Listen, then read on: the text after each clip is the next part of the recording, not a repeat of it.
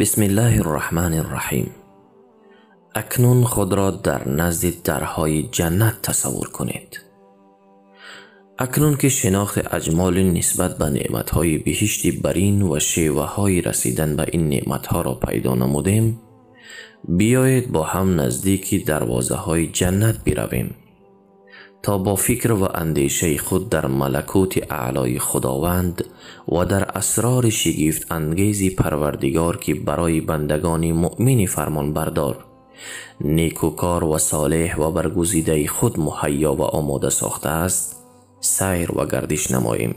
خداوند متعال می فرماید: فاستعیذ بالله وسیق الذین اتقوا ربهم الی الجنة زمرا حتى اذا جاءوها وفتحت ابوابها وقال لهم خزنتها سلام علیکم طبتم فادخلوها خالدین.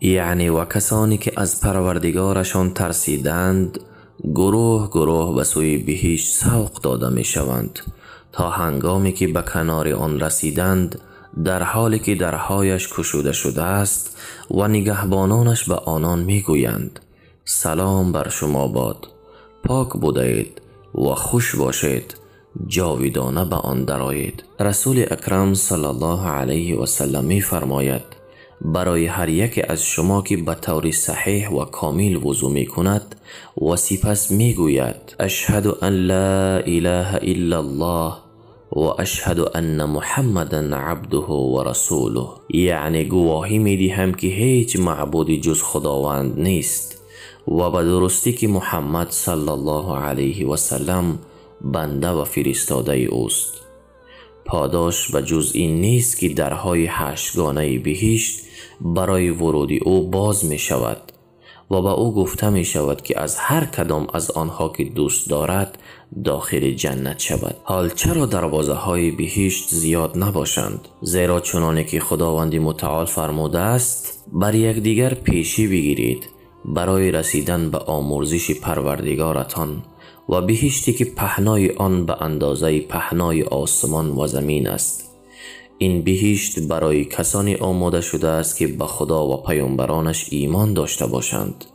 این پاداش خدا است و به هر کسی که بخواهد می بخشد و خداوند دارای بخشش و عطای بزرگ و فراوانی است. آره، آن بهشت بلند و با ارزش و زیباست، دارای درهای بزرگ می باشد که به یقین شایسته بزرگی و منزلت است. رسول اکرم صلی الله علیه و سلم می فرماید: همان مسافه میان دو در بهشت مسیر 40 سال راه می باشد.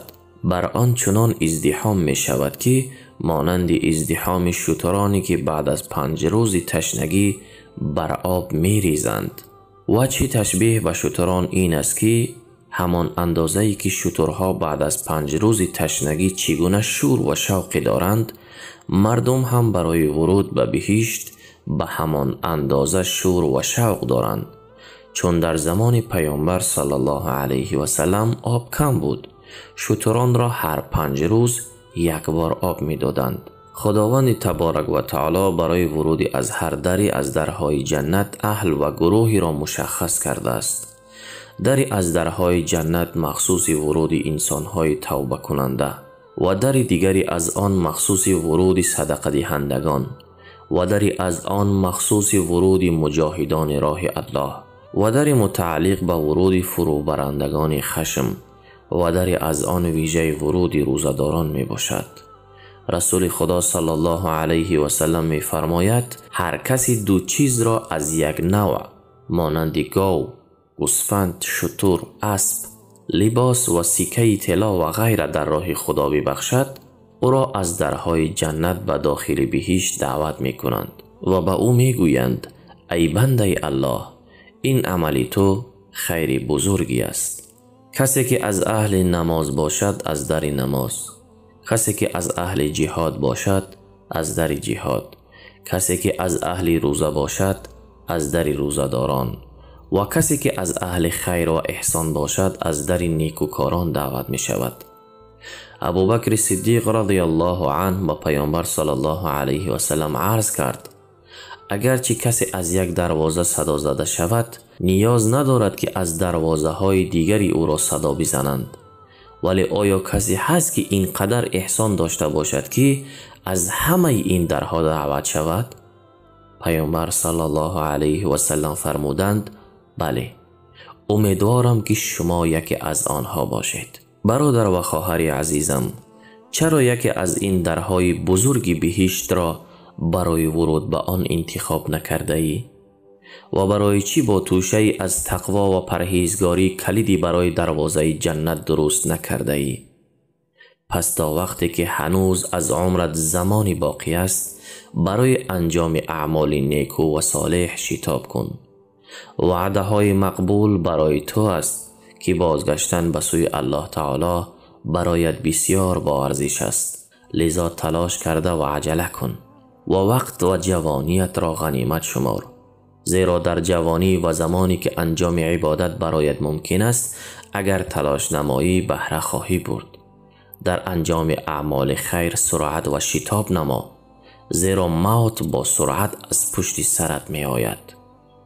افسوس که با رسیدن مرگ جای فرار نیست.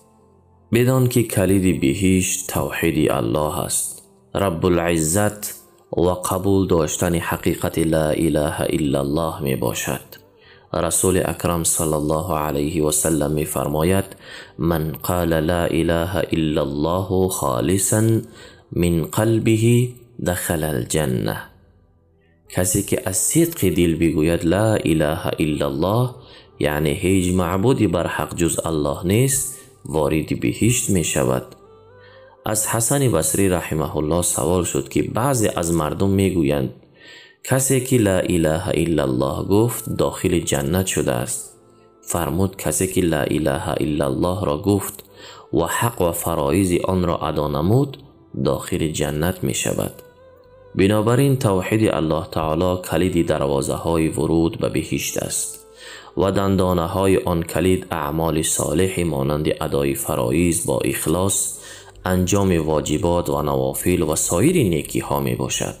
پس ای بنده الله عمل کن، زیرا ماده اولیه ساخت کلید جنت براحتی در اختیار تو قرار دارد و چگونگی ساخت و مهارت و روش درست کردن آن را برای تو به روشنی بیان نمودم. اگر از آن روی گردان شوی و از ساخت کلید دروازه های ورود به جنت خودداری کنی، پس روز قیامت که برای حساب نزد پروردگار خودت برده می شوی، جز خودت کسی دیگر را ملامت نکن. از خداوند برای خود و شما عاقبت خیر و حسن خاتمه مسئلت می نمایم.